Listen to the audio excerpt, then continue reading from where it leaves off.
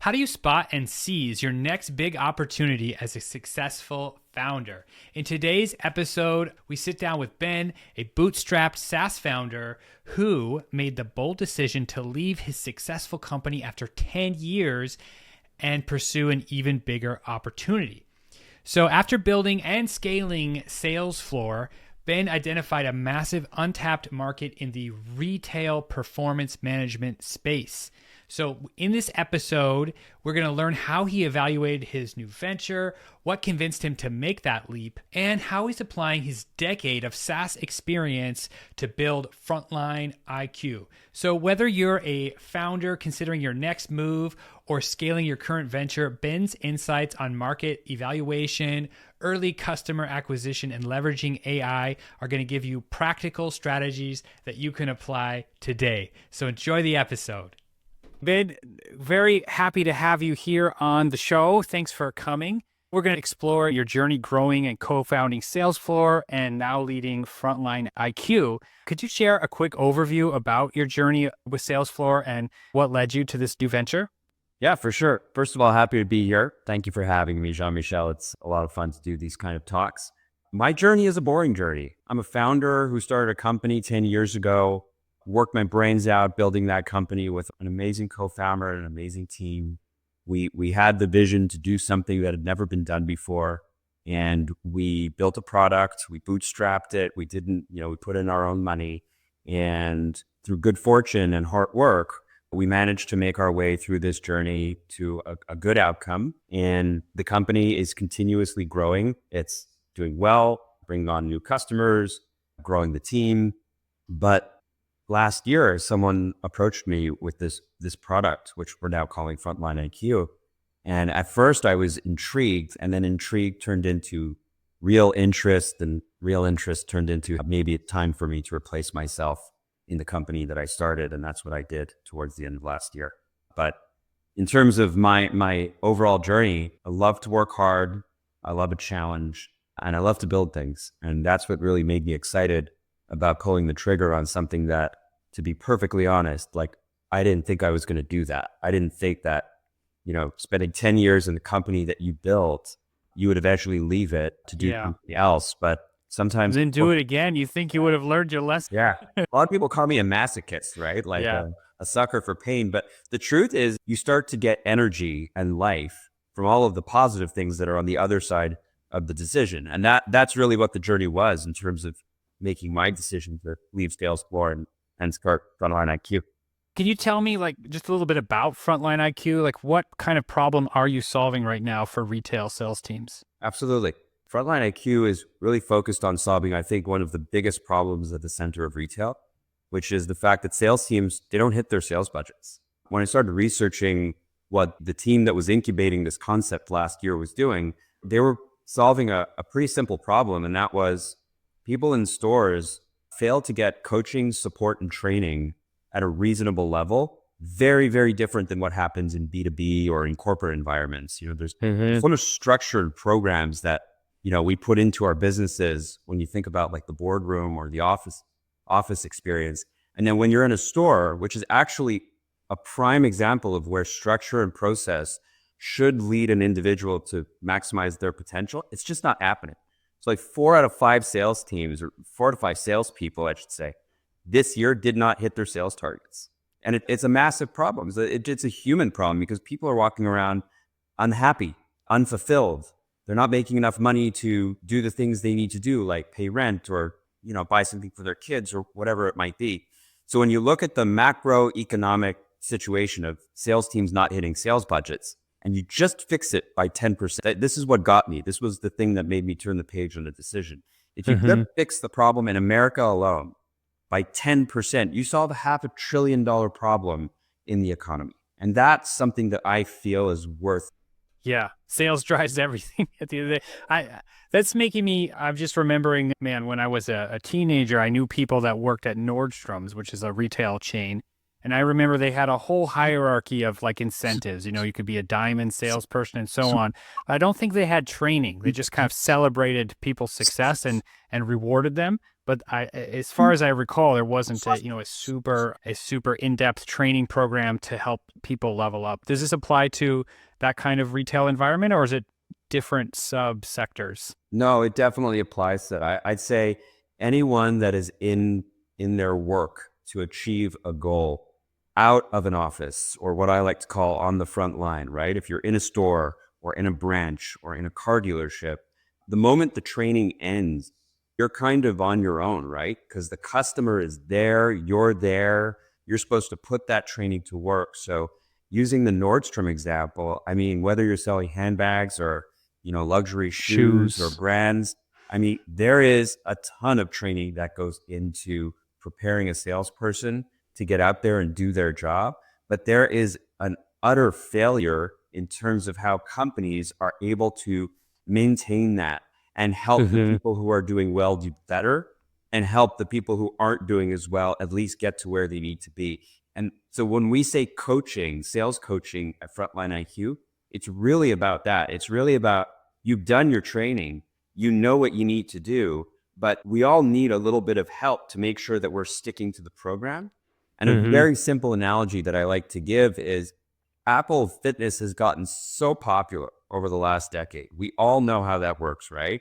You have your watch, you do your exercise, you close your Logs ring. all the things. That is gamification at its best. And that is where I think sales coaching and training needs to think about how to be a lot more relevant out there in the world and in stores and in the front line. And that's exactly where we're focused on. We are trying to bring that kind of level of engagement into retail stores, and retail associates, they're eating it up, because if you look at the first couple of customers that we launched with, we can literally measure the ability for them to not only be in the app and using it, but we can also measure the things that they're setting goals against, whether they're hitting those goals more than they were before.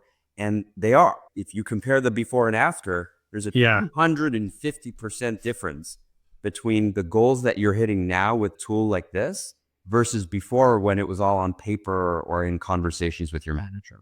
I'm wondering, when you're presenting this to retail teams, just because traditionally, I mean, it's very easy in say like very high-end SaaS, very high-end B2B sales. Of course, the business can easily understand the benefit of putting extensive training into one individual.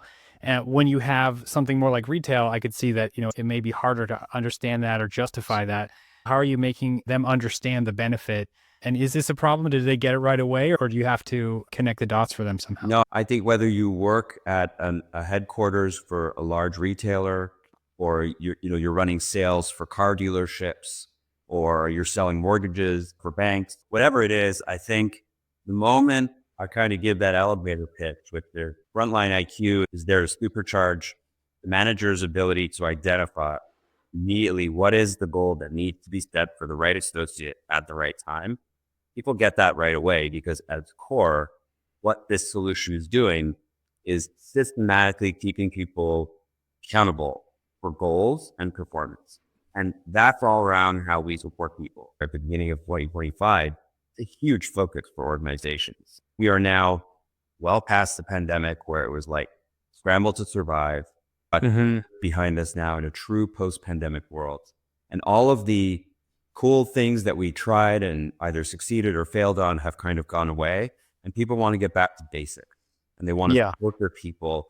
They want to show their managers the tools that they need to keep their teams accountable, and they want everyone to be able to essentially raise the bar. So that's really what Frontline IQ is coming to the table with. It's a tool that keeps people accountable for the performance and the growth that they should be going after to really maximize your full potential. That makes sense. So can you talk a little bit about your go-to-market sales motion? How are you beginning to grow Frontline IQ now, and what have you tried so far? At an early stage company, it's very much going to be based on a lot of word of mouth from your first few customers, which has gone extremely well. That was one of the reasons why I was so interested last year. Ashley Furniture was the first customer to launch Frontline IQ, and we now have customers 2, 3, and 4 lined up. of which Nice. I will be able to announce soon. But Ashley Furniture has been a great case study. They're big enough to show relevance to a market that is, whether you're Canadian or US, I think everybody knows that brand name, Ashley Furniture.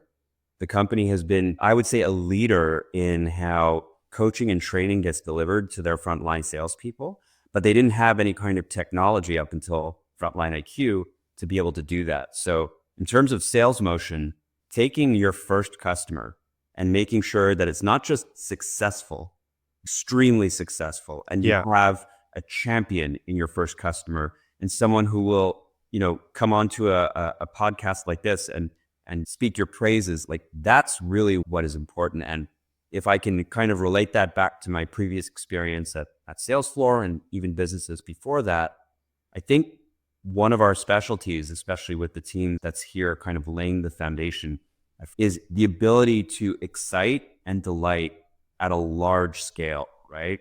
It's easy to do this with smaller companies sometimes that really need their vendors to flex in. But when you're able to plug into a large organization that has a sophisticated operation and you can roll out something like this with delight and excitement in the first few customers that you roll out, that's the winning formula to be able to take that and not only replicate it for the customers that you win, but use it as a tool to win new customers. Absolutely. You can't beat a fantastic case study. And it's something I'm always pushing on the folks that I work with, that the strongest thing in marketing is just proof. You can't, there's nothing that beats just, proof. Everyone understands what it means. I can relate to it. It's concrete. Obviously that's a wonderful move. And I'm glad you're able to do that for your first customer. How do you see AI in general transforming retail performance? Frontline IQ is partially AI driven, and I'd love to hear your thoughts on that. Yeah, I mean, we have two very specific focuses for the use case powered by artificial intelligence in the tool. Number one, the data analysis that a human sales manager is expected to do can be accelerated at a rapid pace using the right machinery or the right AI technology. Whether you're trying to figure out a recipe for what you're going to make for dinner, or figure out what the data is telling you in terms of who you should coach and support this week at work. AI is able to do incredible things, but how we tune it and train it and the data that we use to do that is critical. So luckily, through our partnerships with our customers, we have access to an enormous amount of data. That data, if trained properly on the models and AI, can help us understand what is going to get us the biggest bang for our buck by coaching a specific individual on a specific goal with specific training behaviors that help them hit that goal for this week. So I think piecing or stitching together that picture is something that AI is able to support the manager in a really efficient and really rapid way that, quite frankly, just didn't exist 18 months ago. So from a perspective, it's extremely exciting. I think I caught two things in there that I want to double click on. One is just that the analysis can be done for you. So if you're a people manager and your strength is people management, it can help you understand the data without needing more staff to interpret it, make it into your format. That sounded quite interesting. The other thing that I think I caught in there was that, are you saying that not only will you help the sales team hit specific objectives, you'll tell them what's the proper objective to target based on their individual company data? Yes, and that's what the AI is so effective at. So what you're saying is both of those things that you just said they're very much married together. So a human manager is supposed to be that coach, that cheerleader, that supportive individual in a salesperson's, work and life.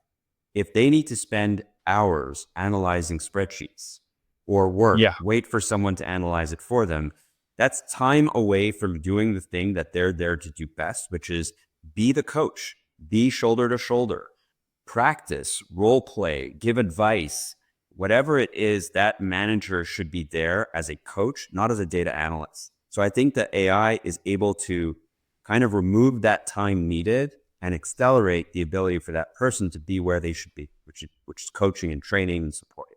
In terms of the sophistication of how it picks what to work on, that's the beauty of what we've built.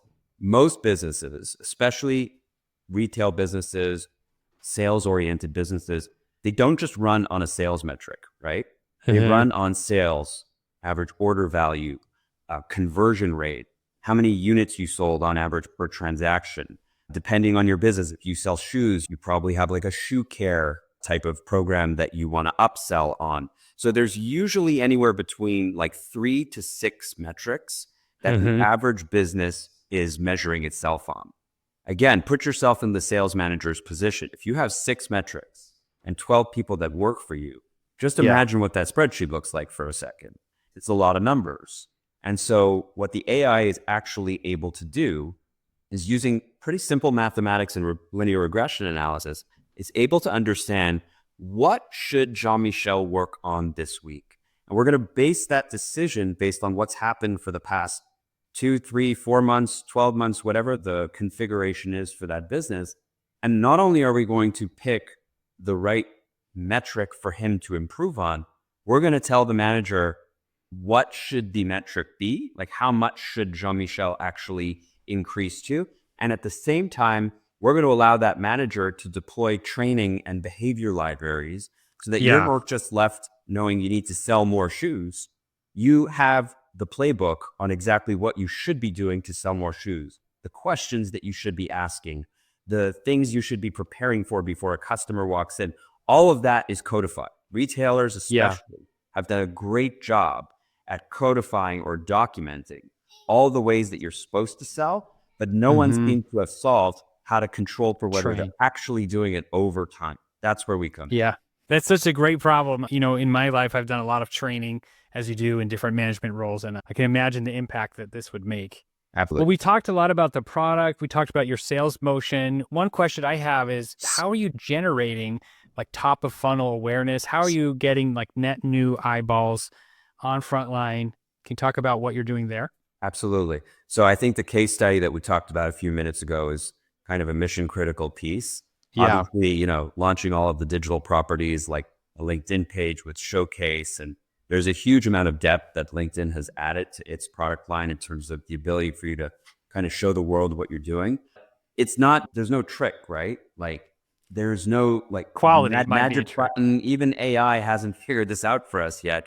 But the diligence of showing up every day, whether you are the CEO or head of marketing or someone on the dev team, the ability for you to show up every day, do great work, build a great product, build a great testimonial from a customer, and then figure out every day how we're going to use that, amplify it, gain more followers on LinkedIn, get more traffic to our website, optimize the way the website traffic is resulting in leads that generate meetings for us.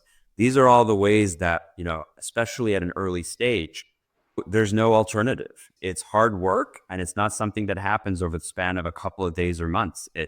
The diligence of having a plan and showing up every day and doing the tough work that gains you a few inches every day, and eventually you get to a few thousand followers, tens of thousands of followers, and then you've got a real audience to work with. Yeah. This is like the business connection to fitness. It seems that in marketing, consistency is the number one thing you have at your... I think it's a business thing, right? And we've heard these analogies before. I went to the gym. I looked in the mirror. I looked the same, right? I didn't lose weight, right? That's just not the way life works. Yeah. Excellent. So what do you see as the biggest challenges for retail coming up in 2000? Let's take a second to get the year right. I did. You know, this is the year where I put out a few weeks ago. And I really believe that 2024 was the year where there was going to be a lot of experimentation with AI. There are use cases that are working extremely well, and there are flops, like any new technology. So I think that 2024 was the year where a lot of early adopters gave it a good try. Some of them have been successful, being early movers on technology that leverages AI. 2025 is going to be the year where the mass has to actually get into it. They're going to have to start implementing AI solutions in all areas of their business. They're not going to do it all at once. But what's going to happen is you're going to see a separation of the types of companies that understand they need to start accelerating their investment in the area. And then there's going to be everybody else who either thinks it's a fad or late to the game. And you're going to have this separation of the ability for companies to react and respond in ways that the laggards are simply going to either lose or go out of business. And I think that retail is probably even more exposed to this level of risk than other businesses because of the Ooh, why nature. is that? Because I think people's ways of shopping are constantly evolving, and Mhm. AI is no different. It's going to create ways for the consumers to access product in speed and in ways that we haven't seen before. So there are a ton of solutions, Salesfloor included, my previous company, that is Mhm. bringing to market amazing innovations, leveraging AI and large language models that are going to change the way people shop. On the flip side of this, now with Frontline IQ, the way people come to work and the way people engage in their work and the way that they continue to improve at work is going to be hugely reliant on technology, specifically AI. And I'm really excited about the way Frontline IQ has approached the initial problem. But then Mhm. as you move along, there's a lot of companies out there that are thinking about how do we replace the store manager with AI, or how do we replace the visual merchandising manager with AI? And I really don't believe that that's the right approach. While some companies might be slow to adopt AI, I think there's going to be companies that try to do things that sell technology to companies like retailers that also Mhm. go the wrong direction. I think that using this technology in a way that actually accelerates the ability for people to do their work and do it well, that's where the secret is. And that's where I think the gap exists in work today, where companies like ours can actually do a lot of great work with Yeah. others. Well said. Yeah, it's not the same as other technologies that's just purely labor reduction. I think there's something else, but hard to predict. If you pull back maybe a decade ago, Yeah. and like when e-com was really like, roaring from ground zero, I think there was a lot of people that were saying things like, well, this is going to replace stores. This is going to Right. replace, Yeah. human sales teams. And Yeah. look, here we are. It's a very fascinating time to be in this space because we've seen so much in the last 10 or 15 years that digital has done to disrupt the way we shop and we work. And now this is kind of the next era of disruption. And I think it's going to be bigger than what we saw e-commerce and digital disrupt a decade ago, but it touches everything. Yes. Well, Ben, this has been a fascinating conversation. Thank you so much. Where should we direct people that want to get a hold of you? They're interested in Frontline. Absolutely. You can visit our website. It's frontlineiq.ai. And we'll be posting a lot of information, new case studies as they come up on the website. So head on over, say hi, and we look forward to working with our partners and our audience. Great. Thank you.